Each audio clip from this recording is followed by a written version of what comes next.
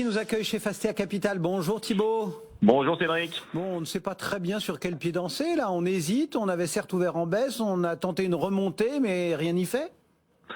Oui, on baisse un petit peu sur le CAC, on est à moins 0,11% effectivement sur le CAC 40. Si on traite des gros dividendes qui ont été versés ce matin, on est quand même positif sur l'indice CAC 40, pratiquement 0,20 de hausse, c'est plutôt pas mal. On a en effet un gros coupon qui est tombé sur BNP ce matin, c'est quand même un peu plus de 6,5 de rendement sur l'action. On a Arcelor et Essilor aussi qui ont versé leurs dividendes ce matin.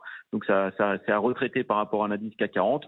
Pour l'instant, pas de grosse prise de position. Effectivement, on attend toujours toujours un gros suspense sur le plafond de la dette américaine. Décidément, les scénaristes américains sont vraiment les meilleurs du monde. On s'attend encore une prise de décision dans les dernières heures, donc avant le 1er juin. Donc on verra ça dans les prochains jours. Les discussions devraient reprendre d'ici la fin de journée sur les États-Unis. Quelques dossiers que vous regardez plus précisément ? Écoutez, encore cette semaine, encore beaucoup de publications. C'est la fin pour le premier trimestre.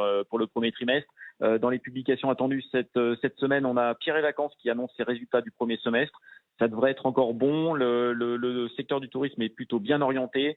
On attend une hausse possible d'ailleurs des objectifs pour Pierre et Vacances pour la fin d'année. On attend aussi les réservations à date pour la période de cet été, donc une publication qui devrait être bien accueillie sur Pierre et Vacances. On attend aussi la publication d'Aramis Group qui a plutôt déçu depuis son introduction en bourse. Le cours s'est totalement effondré depuis quelques mois. Par contre, il y a un signal quand même positif, c'est que les dirigeants ont racheté des titres il y a quelques semaines et depuis on a un rebond assez significatif sur le dossier. Les volumes devraient être nettement supérieurs par rapport à l'année dernière et donc une reprise, un momentum qui est un peu plus favorable sur Aramis. Donc publication cette semaine et ça peut être une bonne surprise aussi sur le dossier Aramis. Merci beaucoup Thibaut. Thibaut François et Fastea Capital qui nous accompagnaient ce matin. Le CAC est en baisse de 0,12%, 7482 points.